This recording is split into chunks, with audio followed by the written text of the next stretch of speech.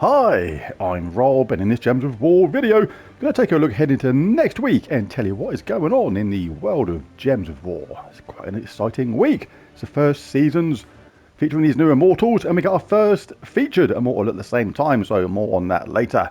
So first things first, if you haven't done so already, make sure you grab the Ghost Ogre from the shop.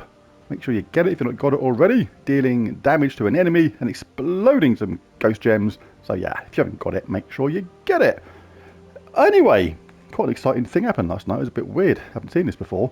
I saw a burglar kicking in his own door. He must have been working from home. Oh, lordy.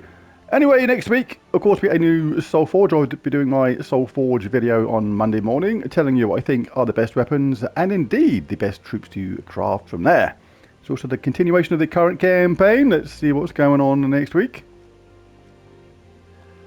So we got some Dragonite, some shards, some keys. Okay, there's some more Dragonite in the free pass, not too bad. And in the first paid for pass, let's get a bunch of different keys. Yeah, literally. And a portrait. How wonderful.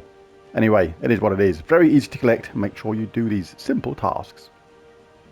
The main event next week is Invasion. I'll be showing you my Invasion team in a video on Monday.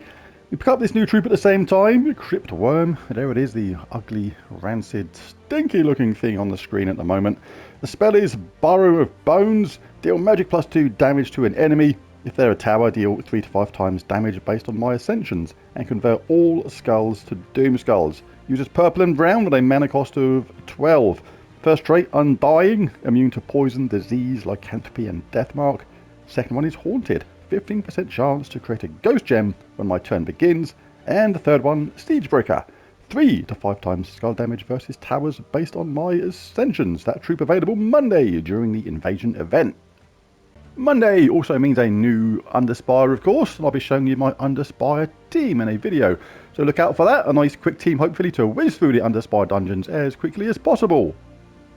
New week, new set of epic trials, and Karziel is up next. Now all the kingdoms have already been covered, but if the troops are different for some reason, they will redo the video showing the new strategy. But if the troops are exactly the same as before, then there's no need to change the strategy. Just type in Karziel Epic Trials in the search bar on my channel, and you'll find the video to that strategy. When you open your event chests, you only get the troops from that kingdom. So right now that is Broken Spire, but next week that's changing to Karziel. So what you can do, you can take advantage of that by having a look how you can prepare for troops you may possibly get next week. We'll change the kingdom to Karziel. Let's hold it down, it'll probably be quicker. Oh, you got the skill stop, fantastic stuff. Alright, we'll go to show all, you can go to unowned, up to you.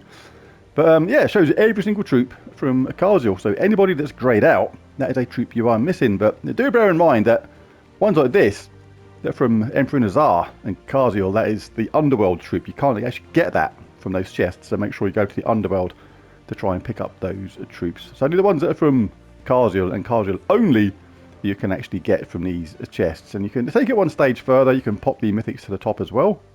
We'll do that, and gives us these ones here. You can't get a Darksmith Drenzer from here. You have to craft that from the Soul Forge in a special kind of way. So if you're missing Stonehammer, Mithrillion or Ares from your mythic collection, for example, maybe try your event chests next week and see if you get lucky.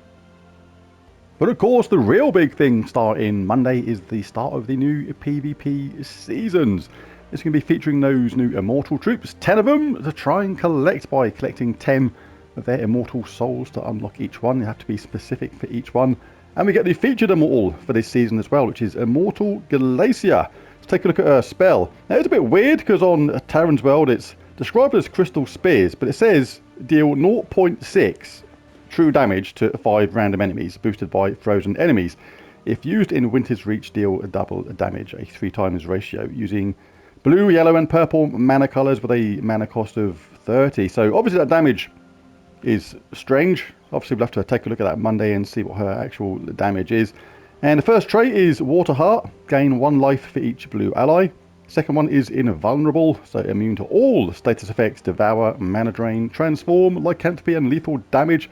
And the third one, Permafrost, create a freeze gem when my turn begins. But remember, you can't actually use your trait stones and things like that to get these traits. They have to be earned in a different way for these immortals, which is quite an interesting system. So she'll be available, and she is the featured immortal for this set of seasons, lasting 11 weeks. We get a new featured immortal every 11 weeks, and I presume you have to try and get each one powered up fully, because they start at level 1 and they go to level 30. So we've got basically 11 weeks to get them from level 1 to 30. And obviously we haven't seen yet the upgrade path, how long it takes to get each new level. But yeah, Immortal Glacier, the first featured immortal in PvP seasons. On Tuesday, we have a faction assault in Emperina's Czar, so a chance to grab some more shards. Get them portals open if you still need some underworld troops from here. Get that horde level up if you need to. It's one of those funny ones, this. You don't need a high horde level, but it's just one of those very annoying delves which can take a little bit of time to get done. And work that delve towards level 500. Always good to do the underworld. Do not ignore the underworld. All those stats on the right there, +4 attack, +9 life, +8 armor, +2 magic, are global stats which go on to every single troop in the game. So do not ignore the underworld. It'll be done before you know it once you get into a regular habit of doing these things.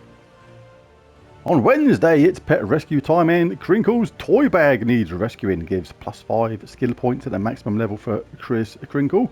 So always do the pet rescues and make sure you grab Crinkle's wrinkly sack. On Thursday, it's class trial time, and Rune Priest is up. Good class this. Let's take a look. It does benefit dwarves the most, especially on these traits here. But the talent trees are very good anyway. It'll do like a bit of impact, inflicting stun when enemies deal skull damage to me. We have stuff like Vanguard, getting a barrier at the start of battle. Razor Armor, add 20% of armor to skull damage. Rock Solid, always good. Gain a barrier when matching brown gems. You can have stuff like Tree of Knowledge, Stone Mastery, or Banishment. Banishment, really good. Dispelling all enemies on 4 or 5 gem matches. And Fortitude. So yeah, really good class. Rune Priest, make sure you try and get it to 100. And on Friday, it's Arena. So there it is. There's the spoilers next week for PC, mobile, Xbox, and PlayStation formats. If you enjoyed this video, it'd be really cool if you bash that like and subscribe button. It really does help. So yeah, looking forward to this new PvP seasons and looking at these Immortals next week. Thanks for watching. Bye for now.